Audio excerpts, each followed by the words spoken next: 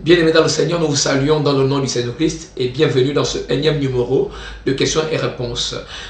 Il s'agit ici de répondre, n'est-ce pas, aux questions que parmi vous, nombreux ont été intéressés à poser, à savoir, William Branham est-il un vrai ou un faux prophète? Mais la seule manière pour nous de savoir si William Branham est un vrai ou un faux prophète, ce n'est que par la parole. Quand il est écrit au commencement était la parole était avec Dieu et la parole était Dieu. Ce n'est que par la parole. C'est pourquoi il est dit dans l'écriture que je vais vous citer, ici, 1 Jean 4, 3. 1 Jean 4, 1 à 3. Je vais le lire et nous allons le lire ensemble. Je vais vous le présenter ici afin que nous puissions le lire, n'est-ce pas, ensemble. Bien-aimés, n'ajoutez pas foi à tout esprit, mais éprouvez les esprits pour savoir s'ils sont de Dieu. Vous voyez, nous ne devons pas ajouter foi à tout esprit, mais nous devons éprouver les esprits. Mais la seule manière d'éprouver les esprits, c'est par la parole. C'est pourquoi, ensemble, nous allons sans tarder aller lire l'écriture ci-dessous. Voilà, nous avons l'écriture ici. Et ensemble, nous pouvons le lire, n'est-ce pas? Vous prenez vos Bibles pour vérifier cela. Ça ne vous dérange pas? Voilà, vous pouvez les prendre et les vérifier. Bien, je vais immédiatement sélectionner. L'écriture, elle est là. Voilà. 1 Jean 4, 1 à 3. Lisons-le rapidement ensemble. Bien-aimés, n'ajoutez pas foi à tout esprit, mais éprouvez les esprits pour savoir s'ils sont de Dieu. Car plusieurs faux prophètes sont venus dans le monde. Je vais continuer. Au verset 2. À 3. Je le sélectionne pour vous. Reconnaissez à ceci l'Esprit de Dieu. Tout esprit qui confesse Jésus-Christ est venu en chair est de Dieu. Tout esprit et tout esprit qui ne confesse pas Jésus-Christ n'est pas de Dieu. C'est celui d'Antéchrist dont vous avez appris la venue et qui est maintenant est déjà dans le monde. Voilà. Comme je vous l'ai dit un peu plus haut, que la seule vraie manière pour nous de connaître le vrai du faux, c'est en se rapprochant de la parole. C'est par l'écriture. Car Jésus, c'était par l'écriture qu'il a vaincu le prédicateur qu'on appelait Satan. Sans tarder, nous allons aller le voir. Mais avant, nous allons immédiatement voir un peu cette déclaration du Seigneur. Voilà, qui dit dans Matthieu 24, 35, voilà, il dit ceci: le ciel et la terre passeront, mais mes paroles ne passeront pas. C'est pourquoi la meilleure manière pour nous de vaincre, c'est par la parole. Prenons la parole. Et avec la parole, nous avons l'attitude de vaincre. Merci. Alors, nous allons aller lire une autre écriture. C'est toujours par l'écriture que nous pouvons, n'est-ce pas, déceler ce qui est le vrai du faux. Dans 1 Timothée, je vais le souligner pour vous. Dans 1 Timothée, nous y sommes. 1 Timothée 1, 6, 8. Voilà. Quelques-uns s'étant détournés de ces choses se sont égarés dans de vains discours. Nous allons continuer. Ces quelques-uns, ce sont des faux docteurs. Au verset 7. Ils veulent être des docteurs de la loi et ils ne comprennent ni ce qu'ils disent, ni ce qu'ils affirment. Nous n'ignorons pas que la loi est bonne, pourvu qu'on en fasse un usage légitime. Vous comprenez, bien aimé, que les gens veulent être des docteurs de la loi, mais ils ne comprennent ni ce qu'ils disent, ni ce qu'ils affirment. Parce que la qualité d'esprit qui les anime, c'est le mauvais esprit. Et ils tordent le sens des Écritures. Imaginez-vous deux prédicateurs, Jésus et Satan. Nous allons le lire tout à l'heure. Là, Jésus devait aller jeûner. Et pendant qu'il va dans le désert jeûner, il croise un prédicateur qui connaissait aussi les Écritures. Voilà, j'essaie de présenter les choses comme ça pour que vous puissiez mieux les comprendre. Ok? Voilà. Allons-y voir un peu la scène. Comment ça s'est passé pour déceler le vrai du faux. Et c'est la même manière que nous pouvons déceler les faux docteurs et les vrais docteurs. Bien. Nous sommes, n'est-ce pas, là dans Matthieu. Je les sélectionne pour vous. Matthieu 4, à partir du verset 1. Nous allons descendre. Voilà. Matthieu 4, à partir du verset 1. Alors Jésus fut emmené par l'Esprit dans le désert pour être tenté par le diable. Après avoir jeûné 40 jours et 40 nuits, il eut faim. Regardez la tentation. Comment la tentation était. Ok? Le tentateur s'étant rapproché, lui dit, si tu es le Fils de Dieu, ordonne que ces pierres deviennent des pains. Mais écoutez, Jésus savait qu'il était Fils de Dieu. Mais Satan vient créer un doute. Il veut créer un doute. Hein? Et c'est ça les faux docteurs. Ils viennent créer un doute. Si Branham est véritablement fils, est véritablement un vrai prophète. Si. Mais si quelqu'un est un faux, la parole est là pour le prouver. Si un prophète est faux, la parole est là pour le prouver. Qu'il est faux ou bien qu'il est vrai. Prenons les Écritures et vérifions s'il est vrai ou il est faux. Alors, Satan vient, il dit, si tu es fils de Dieu, ordonne que ces pierres deviennent des pains. Quand nous continuons un peu plus bas, au verset 4, Jésus lui répondit, il est écrit, l'homme ne vivra pas seulement de pain, mais de toute parole qui sort de la bouche de Dieu. Le diable le transporta encore dans la ville sainte, le plaça sur le haut du temple, et lui dit, si tu es fils de Dieu, jette-toi en bas, car il est écrit, il donnera des ordres à ses anges à ton sujet, et ils te porteront sur les mains, de peur que ton pied ne heurte contre une pierre. Écoutez la réponse de Jésus. Satan venait d'exciter l'écriture. Ce prédicateur venait d'exciter l'écriture. Mais le problème, c'est que l'écriture n'était pas dans son contexte. Elle n'était pas bien placée. Et c'est ça le problème avec les faux docteurs et les faux enseignants dans l'écriture sur laquelle nous avons lu un peu plus haut. Au verset 7, ici, Jésus dit, il est aussi écrit, tu ne tenteras point le Seigneur ton Dieu. Donc vous comprenez qu'il est écrit, il est aussi écrit. C'est vrai, frère, vous l'avez si bien dit. Jérémie 28, 9 déclare, je le lis pour vous, mais si un prophète prophétise la paix, c'est par l'accomplissement de ce qu'il prophétise qu'il sera reconnu comme véritablement envoyé. Vous comprenez?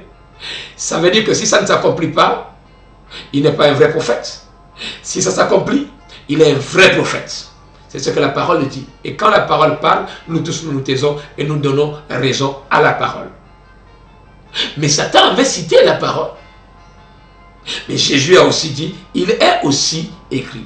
C'est pourquoi pendant que cette écriture, je vous la présente, j'aimerais vous dire, il est aussi écrit dans Ésaïe.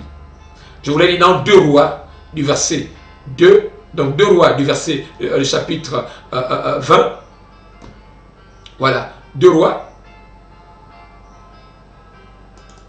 chapitre 20 du verset 1 au verset 6. Ça, c'est l'histoire d'Ésaïe. Nous allons lire ensemble, pendant que vous suivez. Ésaïe, le prophète, va prophétiser contre Ézéchias. Il dit, ainsi parle le Seigneur l'Éternel. Prépare-toi, tu vas mourir. Il n'y avait pas 2 semaines de plus, il n'y avait pas 3 jours de plus, il n'y avait pas 5 jours de plus. Non, Ésaïe a dit, prépare-toi, tu vas mourir. C'est fini, ta vie s'arrête aujourd'hui. Voyez-vous un peu? Mais si quelqu'un était là lorsqu'Ésaïe prophétisait, puisque 1 semaine plus tard, ou 2 jours, 3 jours plus tard, Ézéchias était encore en vie, le roi était encore en vie. Et pourtant, Ésaïe a prophétisé qu'il devait mourir. Mais puisque la prophétie ne s'est pas accomplie, Ésaïe était un faux prophète? Non. nous devons comprendre qu'il y a aussi une autre écriture qui dit que Dieu est patient. Quand un péché se répand, la sanction qui voulait frapper est obligée, il retire la sanction.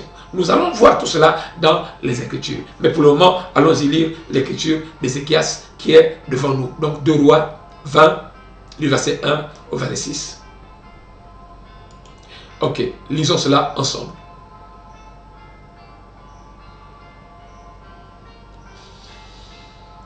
En ce temps-là, Ézéchias fut malade à la mort. Le prophète Ésaïe, fils d'Amon, vint auprès de lui et lui dit, ainsi parle l'Éternel.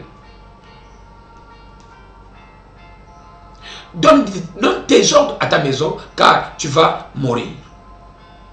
Vous voyez? Et tu ne vivras plus. Vous voyez? Quand nous allons au verset 4, nous voyons un peu plus là que Ésaïe, donc Ézéchias. Qu'est-ce qu'Ézéchias fait? Ézéchias tourne le visage contre la terre et le mur, autant pour moi, voilà, et il prie. Il verse des larmes. Voilà, hein, du verset 2 au verset 3. Vous pouvez le lire. Au verset 4, je m'en vais. Voilà. Il dit, Ésaïe, qui était sorti, n'était pas encore dans la cour du milieu lorsque la parole de l'Éternel lui fut adressée en ces termes. Retourne et dis à Ézéchias, chef de mon peuple, ainsi dit le Seigneur, ainsi parle l'Éternel, le Dieu de David, ton père. J'ai entendu ta prière, j'ai vu tes larmes, voici, je te guérirai. Le 3e jour, tu monteras à la maison de l'Éternel. Alors, voyez-vous un peu, c'est ça le problème. C'est que les faux docteurs ne comprennent pas que Dieu voit les larmes de ses enfants lorsque la sentence vient. Alors, Dieu peut abroger la sentence ou ôter la sentence. Ça ne veut pas dire qu'Ésaïe était un faux prophète parce qu'il avait prophétisé la mort d'Ézéchias. S'il y en avait qui étaient là, qui ont vu cette prophétie, ils auraient dit Ézéchias est un faux prophète. Mais Dieu dit, j'ajouterai les jours à ta vie. Au verset 6. Voilà, nous allons aller rapidement parler de William Branham sans tarder. Dans Exposer les âges, prêché en 1960, voilà, Frère Branham dit ceci, donc William Branham dit ceci. Nous le lisons ensemble. Je le souligne pour vous. Il dit, l'âge de la Odyssée, a commencé vers le début du 21e siècle. Peut-être en 1906. Combien de temps dura-t-il? En tant que serviteur de Dieu, qui a eu quantité de visions, dont aucune n'a jamais failli, je prévois. Je n'ai pas dit que je prophétise, mais que je prévois que cet âge se terminera aux alentours de 1977. Si vous voulez bien me permettre ceci, ici, si vous voulez bien me permettre ici une note personnelle, je vous dirai que je fonde ce pronostic sur cette vision de première importance. Donc, ce que William Branham appelle ici prédiction, c'est un pronostic qu'il fait sur la base de cette vision de première importance qu'il a eue. Nous allons continuer. Il dit, je fonde ce pronostic sur cette vision de première importance qui se sont succédés devant moi un dimanche matin, en juin 1933. Le Seigneur Jésus m'a parlé en disant que la venue du Seigneur était proche, mais qu'avant son retour, cet événement de première importance allait se produire. Je les ai notés. Et ce matin-là, j'ai raconté la révélation du Seigneur. Parmi cette vision, il y avait Hitler. Nous allons le lire un peu plus bas, vers la fin de cette série de questions et réponses. Voilà. Donc, disais-je tantôt, nous avons ici, comme je vous le disais, nous avons ici William Branham qui, n'est-ce pas, donne des prophéties. Et parmi ces 7 prophéties, je vais citer peut-être 2 ou 3, nous allons les voir un peu plus bas comme je l'ai dit tantôt. Voilà, merci vraiment d'être attentif. Voilà. Alors, il y a la prophétie de Mussolini qui va envahir l'Éthiopie, qui s'est accomplie. Il y a la prophétie d'Adolf Hitler, un Autrichien, qui devait conduire le monde dans la Deuxième Guerre mondiale. Vous voyez? Il y a là encore un bon nombre de prophéties telles que l'évolution de la science et la politique mondiale. Ok, bien, les choses sont allées très rapidement que William Branham, en voyant cela, il dit alors, je donne un pronostic à la lumière, à la façon dont les événements vont très rapidement, alors je prédis. Bien, je vais lire intégralement ce que William Branham dit de lui-même. En me basant sur cette vision,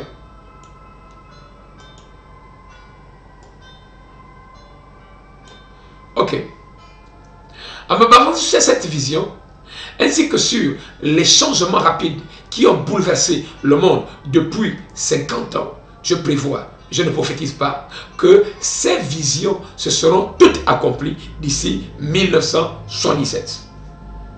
Et bien que beaucoup auront l'impression que cette affirmation est faite à la légère, vu que Jésus a dit que nul ne connaît ni l'heure, ni le jour, ni l'heure, je continue à maintenir ce pronostic pendant 30 ans après, parce que Jésus n'a pas dit que nul ne pourrait connaître l'année. Voilà. Ok. Que nul ne pourrait connaître l'année, le mois ou la semaine où sa venue serait achevée. Donc, je répète, je crois sincèrement et je maintiens selon ce que j'ai étudié dans la parole ainsi que par l'inspiration divine que 1977 pourrait bien marquer le point final des systèmes de ce monde et nous introduire dans le millénium. Il est clair que William Branham dit ici, à la lumière de ces événements qu'il avait vus, ou de ces visions qu'il avait eues, de ces prophéties qu'il a données, voilà, de ces visions qu'il a eues, alors il prédit, voilà, que la fin des systèmes de ce monde pourrait se terminer en 1977 et nous introduire dans le millénium. Voilà. Cela ne veut pas dire, alors que nous sommes en 2017, que William Branham est un faux prophète. La patience de Dieu. La patience de Dieu. Je crois que William Branham a bel et bien eu ses visions. Et lui-même ne pouvait pas savoir comment essayer peut-être de fixer ça dans le temps. Et il a essayé de fixer ça dans le temps. Mais écoutez, c'est clair et sûr qu'il a eu les visions et il a prophétisé que ces choses vont arriver. Et la Bible dit clairement que si la prophétie tarde à s'accomplir, attends-la, elle s'accomplira néanmoins. Nous allons continuer.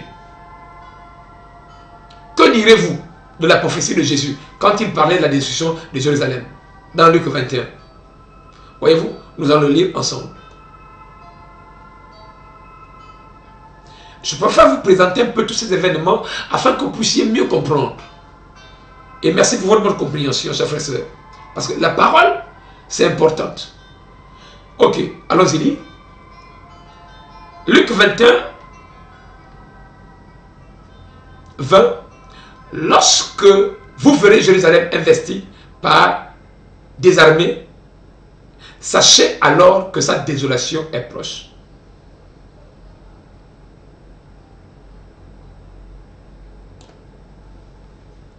Je reprends. Lorsque vous verrez Jérusalem investie par les armées, sachez que sa désolation est proche. Alors que ceux qui seront en Judée fuient dans les montagnes. Que ceux qui seront que ceux qui seront au milieu de Jérusalem sortent, que ceux qui seront dans les champs n'entrent pas dans la ville, car ce sera des jours de vengeance pour l'accomplissement de tout ce qui est écrit. Malheur aux femmes qui seront enceintes et à celles qui allaiteront en ces jours-là. Voilà. Nous reprenons au verset 23. C'est Jésus qui parle. Il dit, je vais encore le sélectionner pour vous. Voilà. Malheur aux femmes qui seront enceintes et à celles qui allaiteront en ces jours-là, car il y aura une grande détresse dans le pays et la colère contre ce peuple. Ils tomberont sous le tranchant de l'épée. Ils seront amenés captifs parmi toutes les nations. Et Jérusalem sera foulée aux pieds par les nations jusqu'à ce que les temps des nations soient accomplis. Voilà. Vous voyez qu'ici que Jésus prophétise la destruction de Jérusalem. Et il y sera des temps difficiles pour les femmes enceintes. Le temple sera détruit. Vous comprenez? Mais après, Jésus est mort. Quand Jésus meurt, les gens ont regardé certainement. Ils ont dit, mais comment se fait-il que ce prophète, vous voyez les faux prophètes? Il a donné des prophéties qui ne sont pas accomplies. Jésus était un faux prophète. Ah oui, ça c'est vraiment un faux prophète. Mais ils n'ont rien compris. Et c'est ça les faux enseignants qui interprètent très mal la parole. Vous remarquez que 70 ans après, il y a eu Titus qui est arrivé, ce général romain, et il est arrivé, et il a assiégé la ville de Jérusalem, et la prophétie de Jésus, alors s'est accomplie. Lisez l'histoire. Combien de temps après? 70 ans après. Les femmes enceintes, ça c'était difficile pour elles. Les gens l'histoire nous raconte que les gens ont mangé les écorces même des arbres, les racines même des arbres. Vous voyez, la prophétie s'était accomplie. Mais ceux qui attendaient la prophétie, qui savaient que cette prophétie allait s'accomplir, sont sortis de Jérusalem, parce que la prophétie disait qu'il fallait sortir de Jérusalem. Ils sont sortis de Jérusalem avant même, quand ils ont vu Titus essayer de commencer à siéger. Vous voyez? Ok. Bien, nous allons continuer. Lisons là Habakkuk, pour revenir au verset qui nous intéressait, Habakkuk 2, 3. Voilà. Nous allons le lire ensemble. Je le souligne pour vous. Merci. Habakkuk 2, 3. Car c'est une prophétie dont le temps est fixé.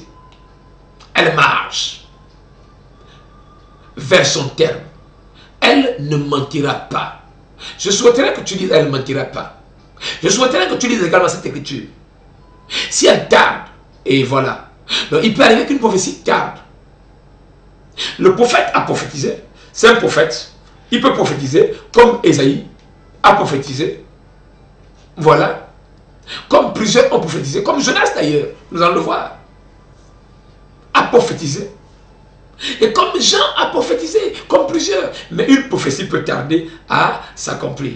Mais la Bible nous recommande, nous dit, attends-la, attends-la, car elle s'accomplira certainement. Ne dis pas, Jérémie a dit que, bon, si le prophète prophétise, ça ne s'accomplit pas, c'est un faux prophète. Ce serait mal aussi comprendre les Écritures. Sinon, Abraham aussi serait un faux prophète, parce qu'il a prophétisé que le peuple d'Israël ferait 400 ans.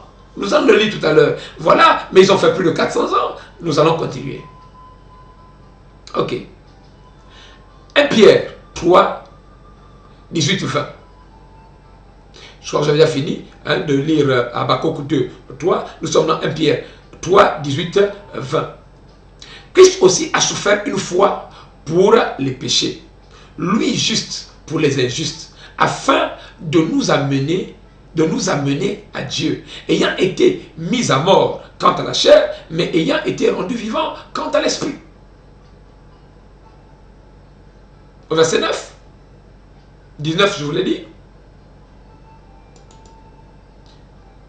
Voilà, je vais le souligner pour vous. Dans lequel aussi il est allé prêcher aux esprits en prison, qui autrefois avaient été incrédules, lorsque la patience de Dieu se prolongeait au jour de Noé, pendant la destruction de l'arche. Vous voyez, la patience de Dieu encore. C'est important, la patience de Dieu. Ouais. Nous comprenons que quand Dieu veut détruire le monde, il fait usage de sa patience, au point que les incrédules disent, vous voyez, Dieu fait usage de sa patience, au point que les Écritures disent, ben, voici déjà bien-aimé, comme dit, nous dit dans 2 Pierre, nous dit, voilà, dans 2 Pierre 3, je vais le souvenir pour vous.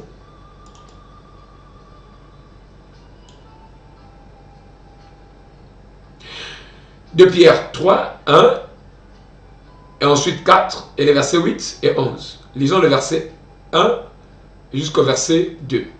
Voici déjà, bien aimé, la seconde lettre que je vous ai écrite. Dans l'une et dans l'autre, je cherche à éveiller par des avertissements votre sainte intelligence. Écoutez attentivement. Et c'est ce que je m'évertue également à faire, chers bien-aimés frères, dans le Seigneur, afin que vous vous souveniez des choses annoncées d'avance par les saints prophètes et du commandement du Seigneur et Sauveur. Au verset 3.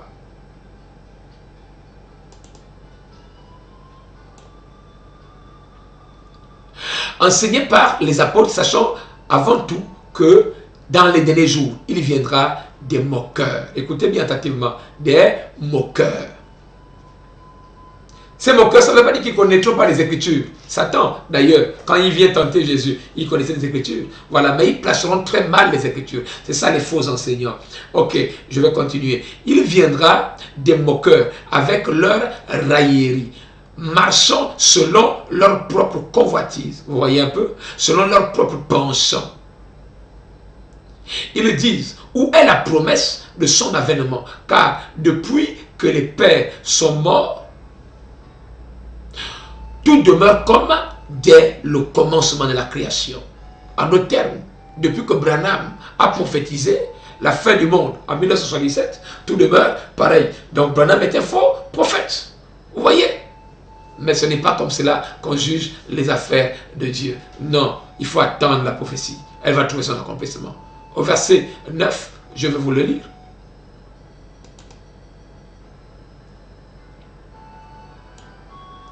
Le Seigneur ne tarde pas dans l'accomplissement de ses promesses. Écoutez attentivement. Comme quelques-uns le croient, non. Mais il use de patience envers vous. C'est ça. Il a usé de patience envers le monde. Si le monde serait déjà détruit, beaucoup ne seraient pas déjà sauvés. Parce que le monde aurait déjà été détruit. Mais la patience de Dieu a attendu. Nous allons mieux comprendre cela avec Jonas un peu plus bas. Vous allez voir. Bien, merci. Ne voulant pas qu'aucun périsse, mais voulant que tous arrivent à la repentance. C'est pourquoi il faut savoir patienter. Je vous prie vraiment de patienter. Le jour du Seigneur viendra comme un voleur. En ce jour-là, les cieux passeront avec fracas, les éléments embrasés se dissoudront et la terre, avec les œuvres qu'elle renferme, sera consumée. Voilà.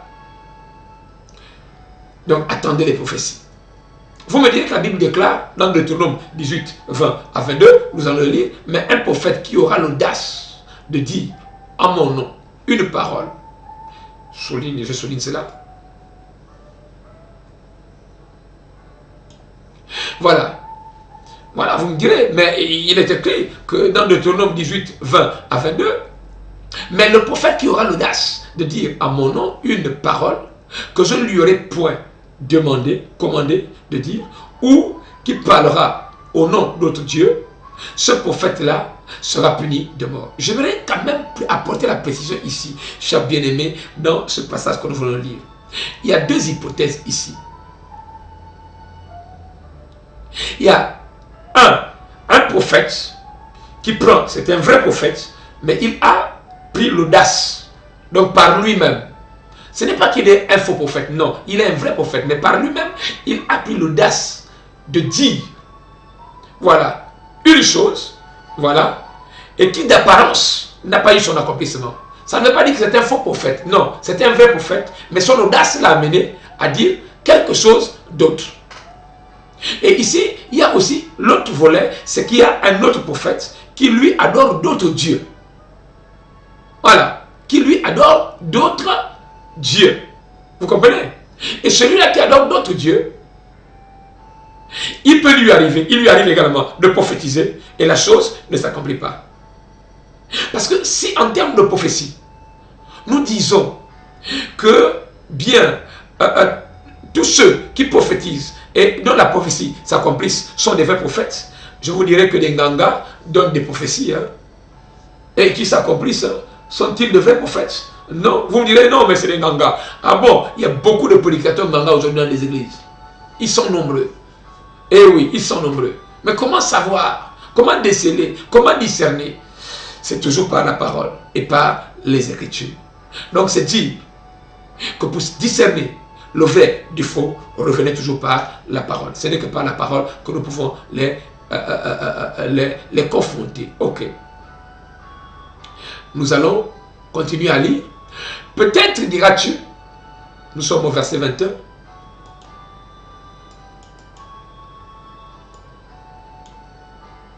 Je le souligne pour vous. Voilà.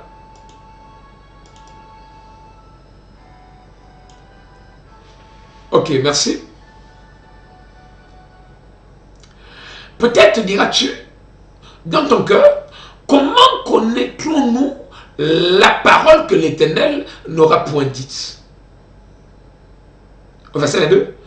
Quand ce que dira le prophète n'aura pas lieu et n'arrivera pas, ce sera une parole que l'Éternel n'aura point dite. C'est par audace que le prophète l'aura dite. N'aie pas peur de lui. Quand la Bible ici n'est pas peur de lui, ça ne veut pas dire n'aie pas peur du prophète parce que c'est un faux prophète. Non, ce serait mal comprendre l'Écriture. Non, ce serait très mal interpréter l'Écriture. Ouais. Dieu ajoute ici un éclaircissement sur cette déclaration qui a été dite. Il dit, quand le prophète n'aura pas, quand ce que le prophète dira n'aura pas lieu, ça veut dire que ce n'est pas moi, l'Éternel, qui le lui ai dit. C'est pas lui-même. Ça ne veut pas dire que ce prophète est un faux prophète. Non. Ce serait mal comprendre les choses. Si d'emblée nous prenons ça comme ça.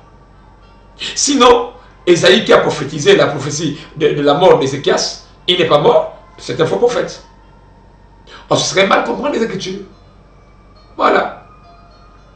Sinon, quand Jésus a prophétisé la destruction de Jérusalem, qui n'a pas eu lieu de son vivant, les gens ont dit c'est un faux prophète parce que ça n'a pas eu lieu de son vivant. Non, ce serait mal comprendre Dieu.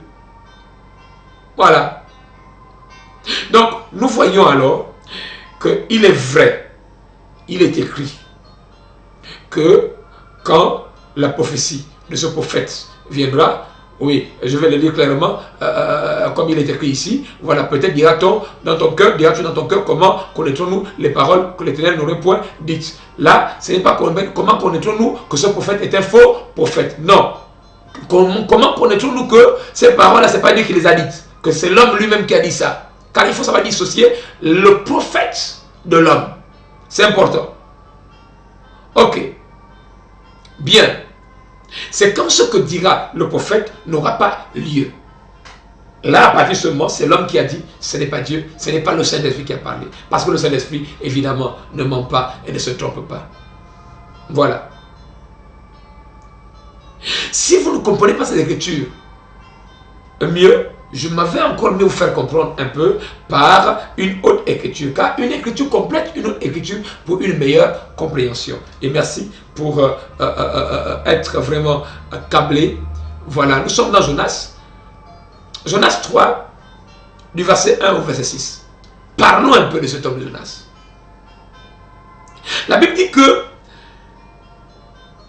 la parole de l'Éternel fut adressée à Jonas.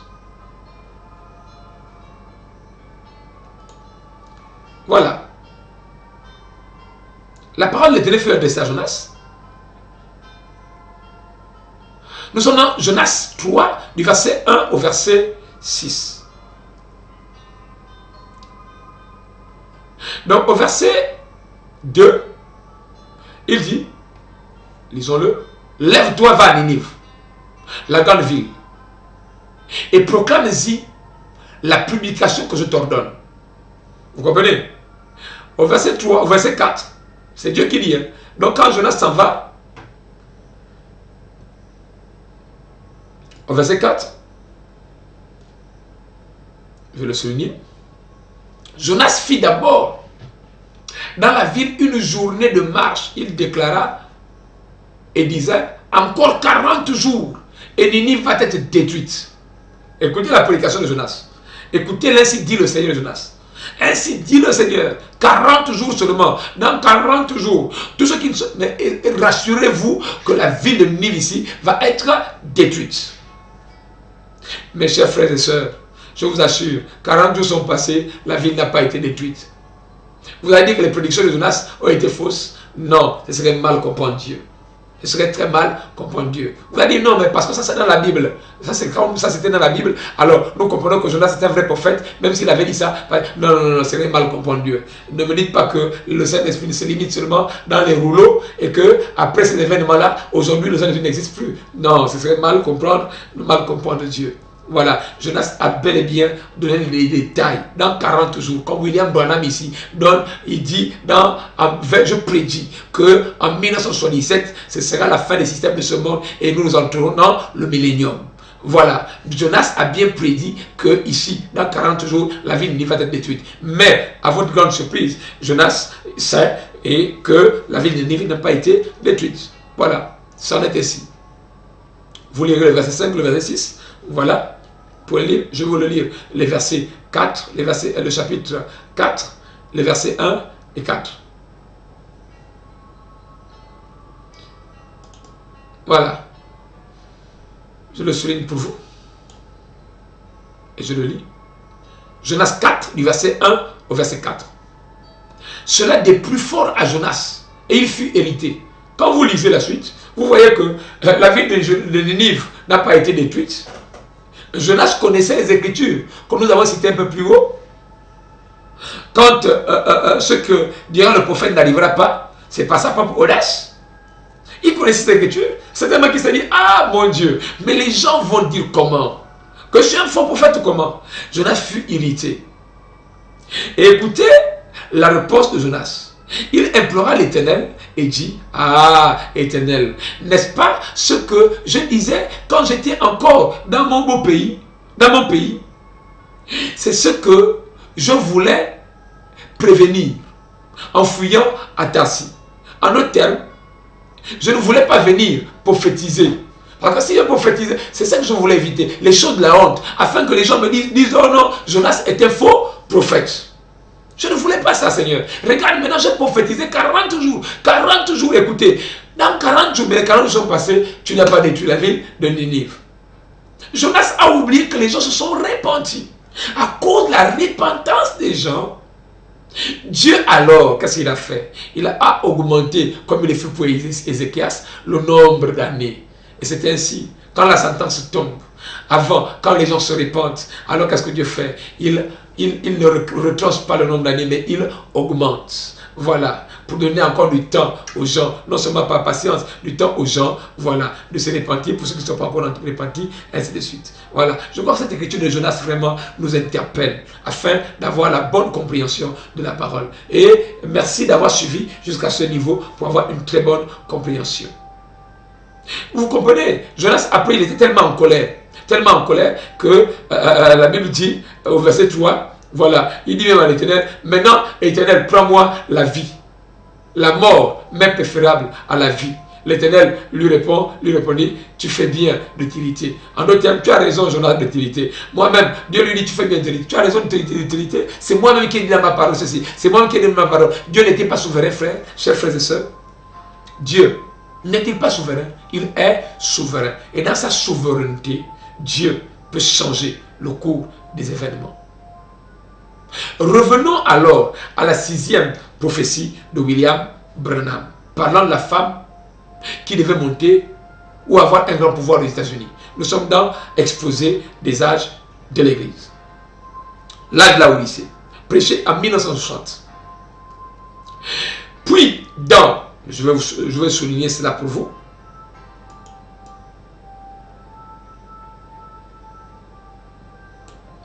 Ok. Puis dans la 6e vision, une femme de la plus grande beauté, mais cruelle, s'éleva en Amérique. Elle avait un pouvoir total sur les gens.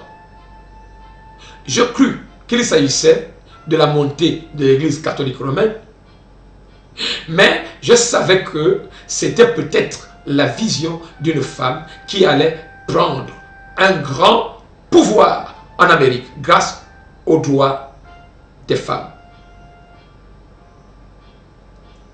Vous voyez, c'est une prophétie de William Branham qui doit s'accomplir dans le temps. Voyez-vous?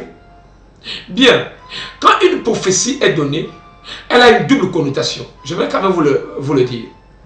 Quand c'est une vision que William Branham a eue, hein, il dit plus dans la 6e vision, c'est une vision. Et qu'est-ce qu'il fait? Il dit, c'est une vision. Et c'est une prophétie, il voit la vision. C'est comme, cher bien-aimé du Seigneur, c'est comme Jean dans le livre de Patmos. Il a une vision, il voit une femme assise sur des grandes eaux. Comme une belle avec une robe écarlate. Voyez-vous, c'est une vision. C'est une prophétie. Il dit ça va s'accomplir. Mais imaginez-vous un peu, quelqu'un pourrait venir mais Jean, depuis que tu as prophétisé, mais nous ne voyons pas une femme assise sur l'eau. Hein. Elle devait marcher sur l'eau comme Jésus ou comment? Hein? Explique-nous un peu ça. Hein? Comment tu comprends ça? C'est comme quand Jésus dit d'utiliser ce temple et en 3 jours je le rebâtirai. Les gens ont dit c'est une prophétie, mais Jésus a dit, mais vous comprenez qu'il y avait une double connotation. Et je souhaite que vous ne puissiez pas mal comprendre le saint prophète de Dieu. Ok.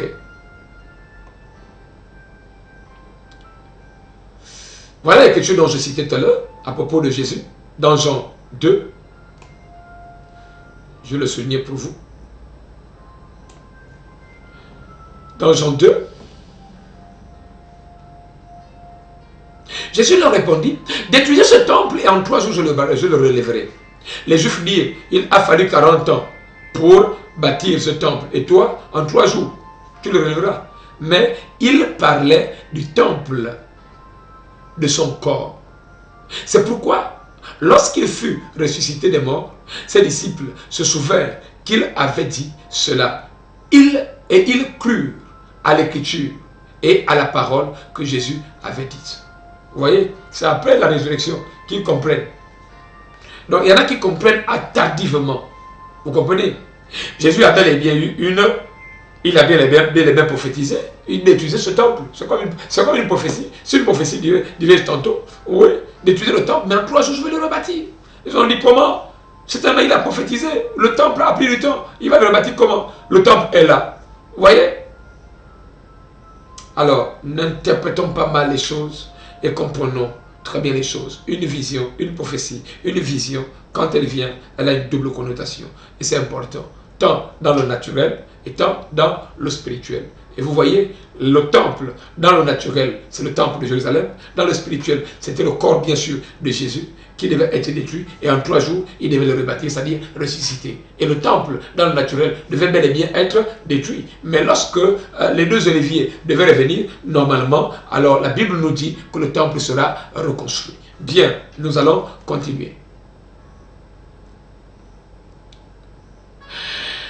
Alors, nous serons tentés encore à dire, comme 1 Samuel 3, 19, toutes ces écritures-là, nous les prenons, c'est pour que l'écriture réponde à l'écriture. Ce sont des questions qui m'ont été posées, à savoir. Et toutes ces écritures ont été bel et bien citées. Et merci, parce que nous osons croire que cette fois, vous aurez la meilleure compréhension des écritures. 1 Samuel 3, 19. Je souligne pour vous cela.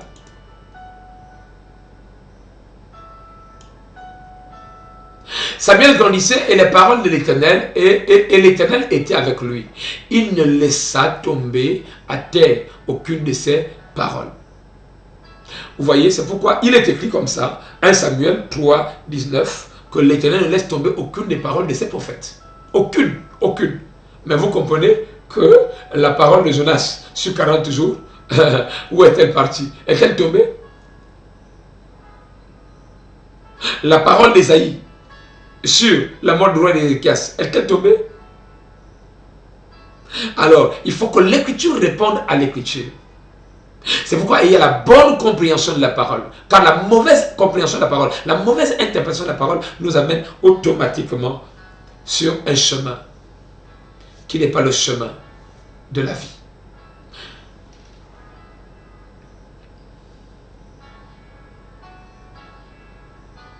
Alors, nous allons voir un peu cela ici. Ce sont les prophéties de Jean. Je crois que j'en ai parlé un peu plus haut dans Apocalypse.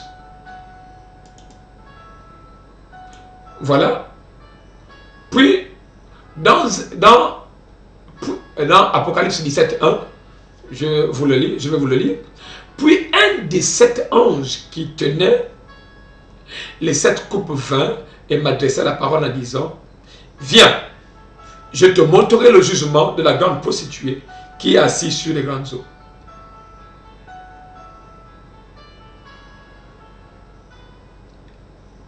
Je souligne encore ici.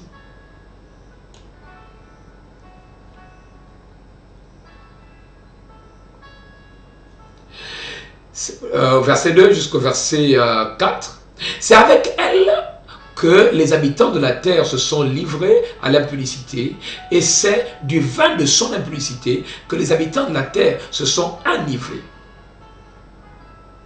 Il me transporta en esprit dans un désert, et je vis une femme assise, voilà, sur une bête écarlate, pleine de noms de blasphème, ayant 7 têtes et 10 cornes. Cette femme était vêtue de pourpre écarlate, et parée d'or, de pierres précieuses et de perles. Elle tenait dans sa main une coupe d'or remplie d'abominations et des impuretés de sa position. Alors voyez-vous un peu? Il y en a qui attendaient voir ça, puisque Jean a prophétisé. Jean a prophétisé qu'une femme serait comme ça. Mais depuis que Jean a prophétisé, les choses ne sont pas accomplies. Jean était un faux prophète.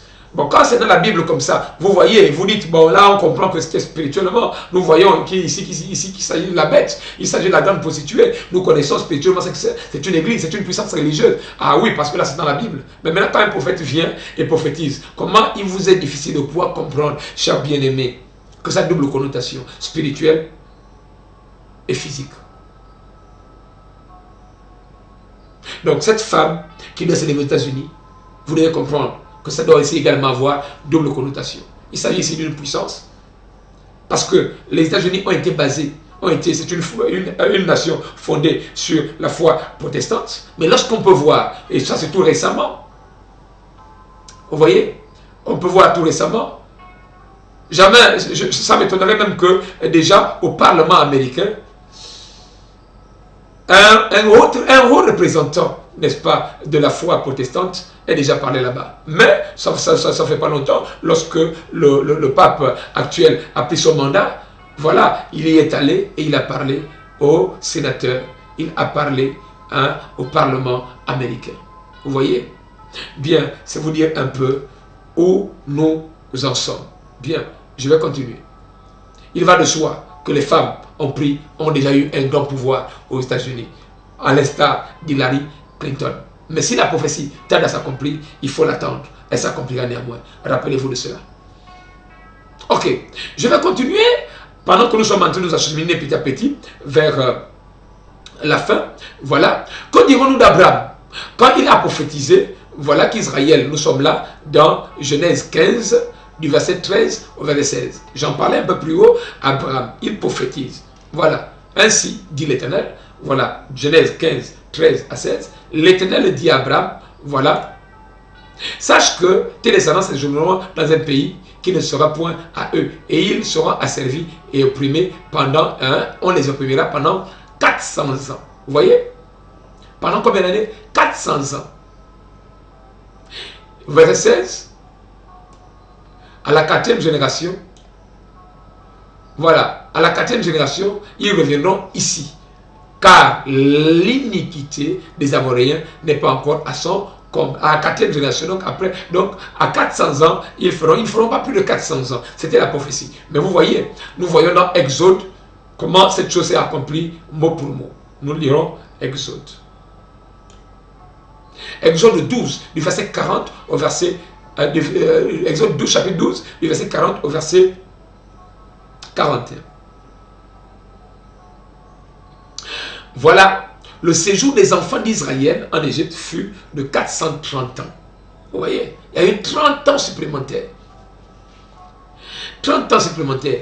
Au bout de 430 ans, le jour même, toutes les armées de l'Éternel sortirent de l'Égypte.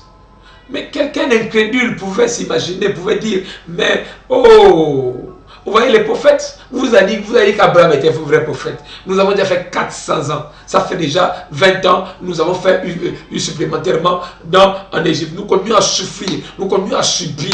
Oh, mais vraiment, vous m'avez dit que Abraham était un vrai prophète. Si un vrai prophète, moi j'ai lu la Bible. Et la Bible dit ceci, que si Dieu ne laisse pas tomber les paroles de ses prophètes. Mais là, vous voyez, il est dit, ils ont fait 30 ans supplémentaires. C'est pourquoi, chers bien-aimés, prenez soin de mieux comprendre comment l'écriture se réconcilie avec l'écriture, afin de ne pas traiter de faux ce qui est vrai. Bien. Maintenant, je vais vous lire les visions de William Branham pour aller, parce que je suis en train de m'acheminer petit à petit à la fin. Donc, les visions de William Branham, dès tantôt. La première, donc nous sommes là exposés les âges de l'église, là, au lycée. D'après la première vision, Mussolini allait envahir l'Éthiopie. La vision suivante, donc la première vision, voilà, Mussolini allait envahir l'Éthiopie, nous l'avons vu. Et ça s'est accompli, tel que Branham l'a dit. La vision suivante, ça ne veut pas dire que ces visions ont été données en 1960. C'est avant 1960. Mais en 1960, ici dans les cités de l'église, William Branham relate. Il dit seulement des visions qu'il avait déjà eues dans le passé. Et il est en train de dire au peuple que j'avais eu telle vision, telle vision, telle vision. Ça s'est accompli. Dans ses notes, et des années avant, il avait noté cela et notifié cela à l'église. Et l'église observait cela. Ça s'est exactement accompli comme William Branham l'a dit.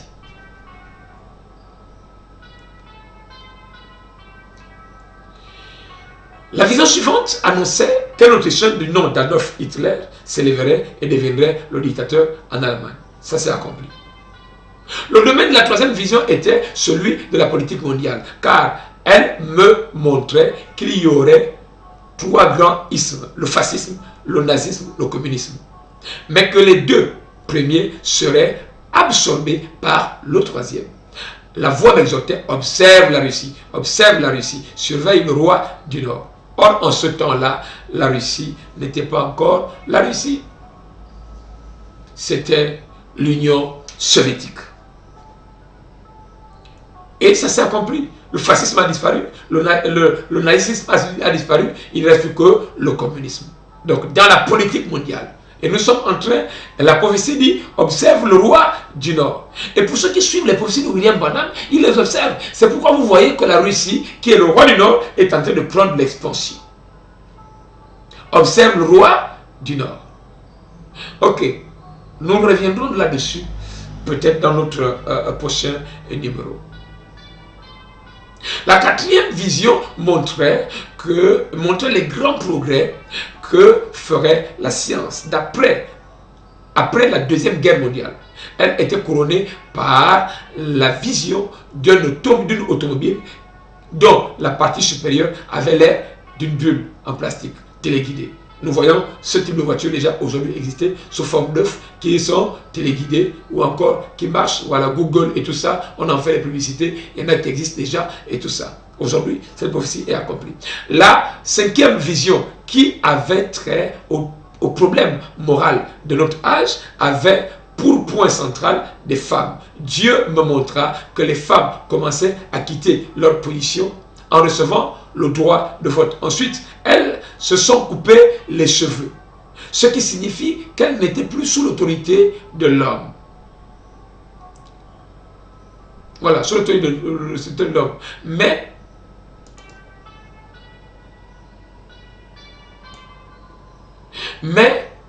insistant pour avoir des droits égaux, ou dans la plupart des cas, des droits supérieurs. Vous voyez que un peu plus haut, c'était l'habillement des femmes, et aujourd'hui nous voyons comment les femmes se dévêtent. Voilà, et vraiment, nous voyons comment les femmes sont dévêtues. Ce n'était pas le cas à l'époque. Voilà, et le pouvoir des femmes qui est en train de grandir dans tous les pays pratiquement. Les femmes deviennent des présidentes, d'autres deviennent des sénateurs, d'autres deviennent ainsi de suite. Voilà, ils réclament les mêmes droits que les hommes. Voyez-vous? Voilà, l'homme porte le pantalon, la femme aussi aujourd'hui porte le pantalon. Voilà. Mais William Branham les a vus, hein, ces femmes. Ça ne veut pas dire que toutes les femmes du monde entier sont totalement déshabillées. Non, ça serait mal comprendre la vision ou la prophétie. Voilà. Mais l'habillement aujourd'hui, c'est simplement, voilà, elle se retrouve en tablier. Aujourd'hui, elle se balade nue dans les bikinis. Voilà. Dans la 7e et la dernière vision, j'entendis une effroyable explosion. En me retournant pour regarder, je ne vis plus que décombres, cratères et fumée sur tout le territoire américain. Voilà. Il a prophétisé que sur tout le territoire américain, l'Amérique serait détruite. Mais il est parti, l'Amérique n'est pas détruite, l'Amérique est encore là. Oh oui, l'Amérique est encore là. Quand Jésus, cher bien-aimé, l'Amérique est encore là. Voyez-vous un peu? Alors, j'aimerais vraiment que par la grâce de Dieu, cher bien-aimé, vous puissiez, n'est-ce pas, comprendre cela. C'est vraiment... Voilà, j'aimerais que vous puissiez mieux comprendre cela par la grâce de Dieu. Donc, chers bien-aimés, frères et sœurs, je suis en train de m'acheminer à la fin, n'est-ce pas, de ce numéro.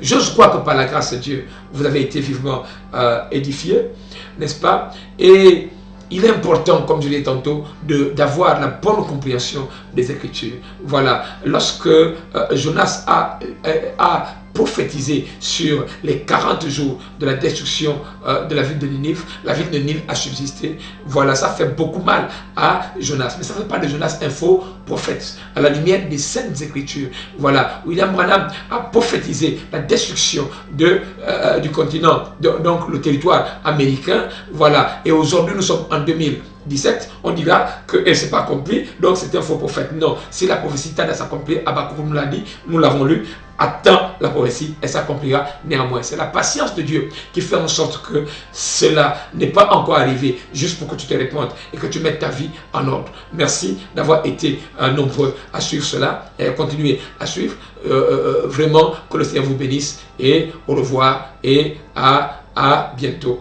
Dieu vous bénisse et à bientôt.